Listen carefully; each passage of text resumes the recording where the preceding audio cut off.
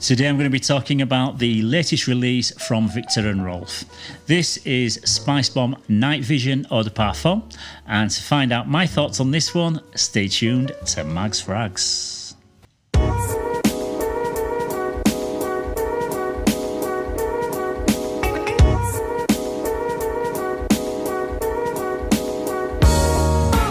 Yes, hello again everybody and welcome to another episode of Mags Frags.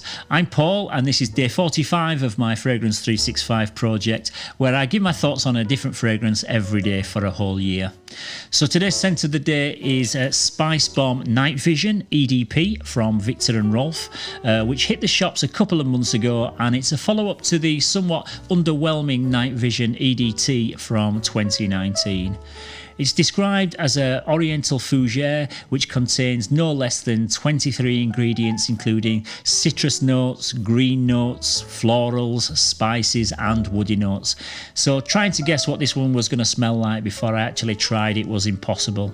So before I reveal how this one smells, let's take a look at the note breakdown and let's see what this one's all about.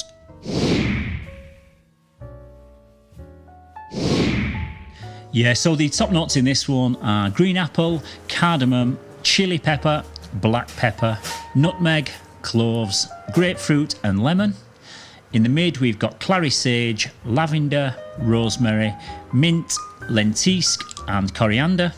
And in the base we've got nutty notes, pistachio, benzoin, fir balsam, cedar, olibanum, Peru balsam, labdanum and patchouli.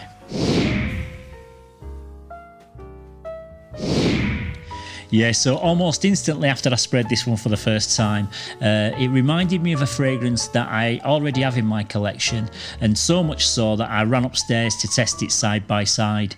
The fragrance that I'm referring to is Azzaro Wanted by Night. However, when I compared them directly side by side on the back of each one of my hands, and over a period of a few hours, it became apparent that there's quite a difference between the two. They both produce a very similar overall scent profile, which is like a rich, semi-sweet leather aroma with a touch of spice thrown in. But the Azzaro is much more loud and aggressive for the first hour, whereas the SPICEBOMB is more smooth and subtle, and it comes across more refined and better blended. This could make you think that the Wanted by Night is going to outperform the SPICEBOMB, but that isn't the case. During the next 4 or 5 hours or so, the SPICEBOMB retains the same level of consistent performance, whilst the Wanted by Night fades away. So there's a bit of a spoiler alert here. This one performs. It opens up with a sparkling blast of citruses, but this is short-lived, and very soon after it takes on a more rich and sophisticated character. Even though there's no leather listed in the complex note breakdown, the overall composition produces a high quality leathery type aroma. This stays fairly linear and doesn't really go off in any other direction throughout the dry down. It's very mass appealing though, and I can't imagine anyone disliking this. But for me there's just nothing really unique here, and I find it a little bit generic and safe.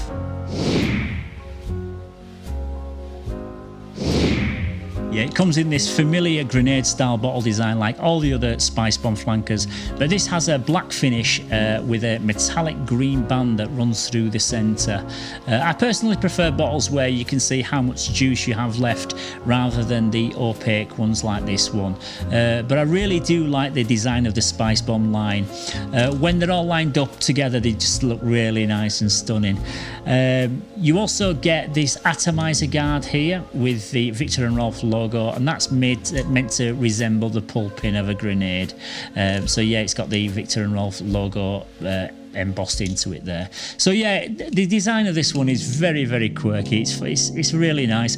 But when they're kind of lined up, I've got the extreme version here, but when they're all lined up together, they do look really nice, look awesome together. So presentation on this one is a 10 out of 10. Yeah, I would say that this is suitable for cool weather evenings, but I'm not sure whether it would have enough punch to cut through the coldest of winter months.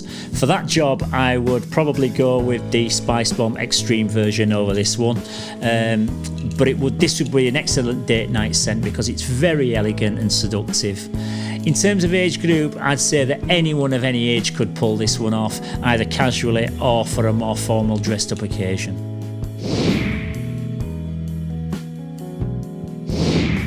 Yeah, I've probably worn this one now around about 10 times, and at first I thought it was fairly underwhelming, but as I've got more used to it, I've changed my opinion, and I think the performance is actually great on this. It's not loud when it comes to projection, and it stays fairly close to the skin, but in terms of longevity, this is good for over 10 hours. This was further highlighted when I compared it directly with the Azzaro Wanted by Night. I could detect this a good 5 hours after the Azzaro had all but vanished. So yeah, in terms of performance, especially the longevity, I'd probably give this one a 9 out of 10.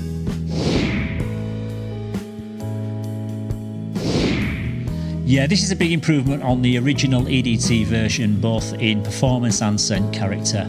Although I did prefer the look of the bottle design on the original with the graduated green transparent bottle. This one's a pretty safe blind buy, and I can't see how there's anything to dislike here, but for over £80 for a 90ml bottle, I would have liked it to be a touch more unique and interesting. But overall, it's a very solid release and it's going to get the job done, so I would give this one a respectable 8 out of 10. Yeah, so once again, that's it for today's scent of the day. Tomorrow I'm going to be talking about another 2020 release, this time from the house of Maison Margiela, so don't forget to tune in for that one. Also, if you found this video useful and you've liked the video, please give it a like and subscribe to the channel. It's also great to hear your thoughts on these fragrances that featured in these videos, so keep your comments coming down in the comments section. So until next time everybody, once again, thank you very much for watching, stay safe, keep smelling fresh, and bye bye for now.